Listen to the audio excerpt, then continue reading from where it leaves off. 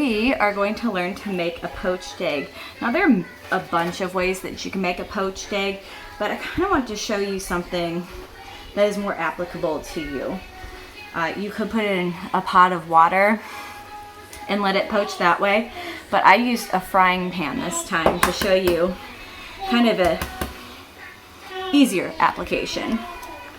So crack your egg. I always crack it into a separate bowl, mainly because one, I don't want the yolk to break, so it's kind of have to scrap the egg if the yolk breaks, and the other reason is to tell if there are any shells, especially since I'm using a Jennifer egg where salmonella can be very dangerous.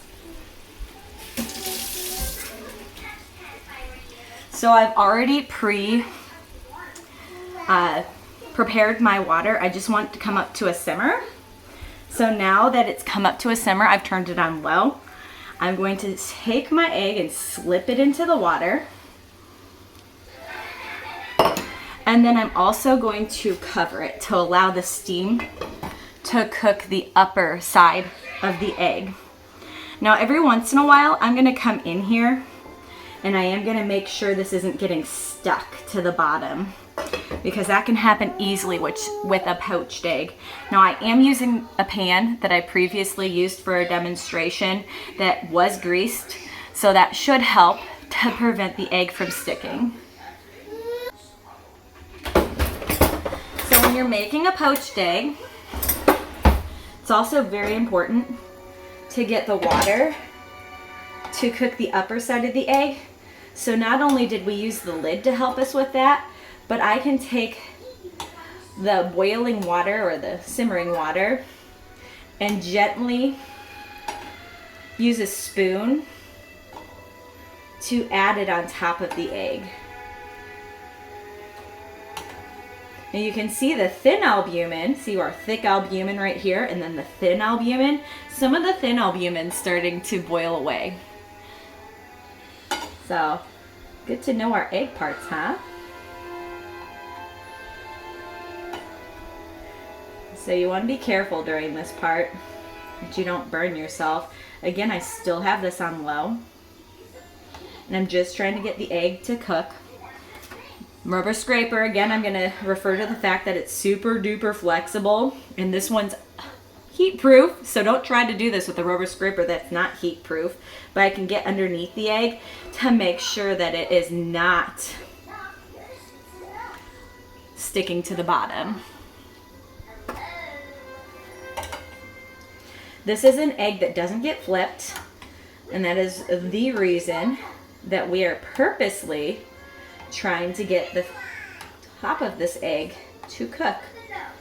Now, when you do this, like I was referencing before, in a pot of water, what happens is you have to put enough water in it, you know, like that much water in a pot, so that your egg has room to move freely. You don't want the egg to touch the bottom as much as you can, because that pot's not going to be Teflon coated like this pan is. So it definitely has that tendency to stick. And because the simmering and the boiling is too much for the thin albumin, it just boils away.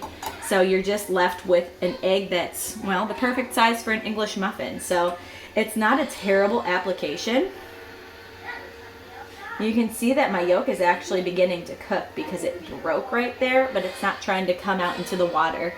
So by jiggling this around a little bit, I can see that the egg is pretty much ready. I am going to turn the heat up just a tiny bit, and then I'm going to grab a plate to put this on. And I just turned the heat off.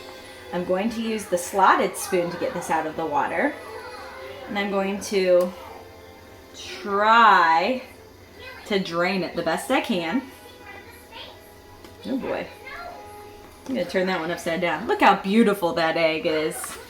So now I'm going to season it with some salt, some pepper.